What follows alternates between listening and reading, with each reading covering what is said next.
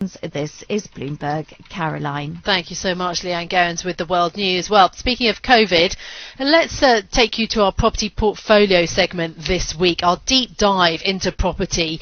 We're talking about airflow this morning. Breathing clean air has always been obviously important, but in the past, commercial landlords have been able to escape punishment for poor ventilation. Attitudes, though, are changing because of COVID-19. Already it seems that firms are choosing with their feet and opting for more modern office spaces with better ventilation, even as they grapple with how much flexibility staff will actually have to work from home as well as the office in future. Well, joining us this morning is Kate Vine, Principal at the global architecture practice Perkins&Will London, having designed offices for the Financial Conduct Authority, the European Commission, lots of big banks and tech firms. Kate, welcome to the programme. Thanks for being with us.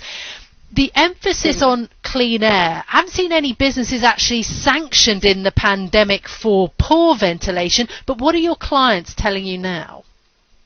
Well, our clients are approaching their office design in a very unique way. Obviously, the COVID pandemic has been a huge catalyst in the workplace design industry.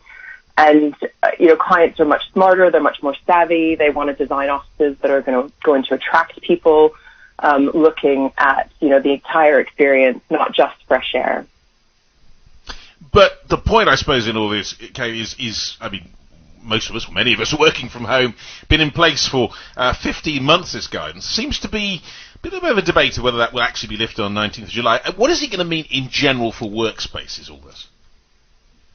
Well, workspaces, in our experience and everything that we're seeing and hearing from our clients, are going to change dramatically. As I said, there's going to be less of a focus on focused working within the office. People are going to be coming together and collaborating more, creating more of a sense of community.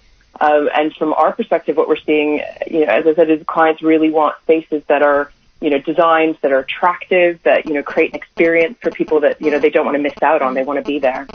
Do you think that the current rules in terms of building standards in the UK are up to scratch when it comes to ventilation? As I say, I haven't seen any business actually punished for not having the right ventilation, even though there's a growing emphasis on this. Are the rules in place for the best ventilation possible? Yeah, that's a really interesting question. There are guidelines, there are statutes that we and, a lot of large commercial offices need to meet.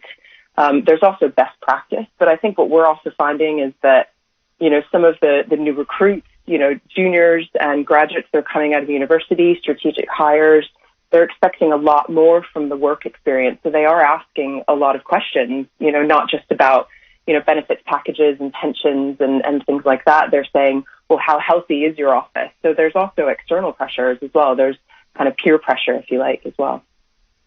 Yes, the problem is also, briefly, modernising old buildings. That's a big issue, isn't it?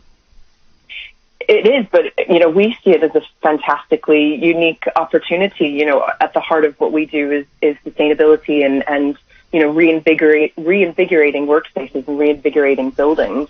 And there's a fantastic carbon story about, reinvigorating workspaces and reinvigorating buildings. And there's a fantastic carbon story about, refreshing old stock. It's very important that we don't disregard it, we don't demolish it, but we bring it back to life. Kate, thank you so much for your time. Really fascinating. Yes, it's going to be a big dilemma, isn't it, in the building and architecture world. Kate Vine, Principal at Perkins&Will London. Okay, now let me bring you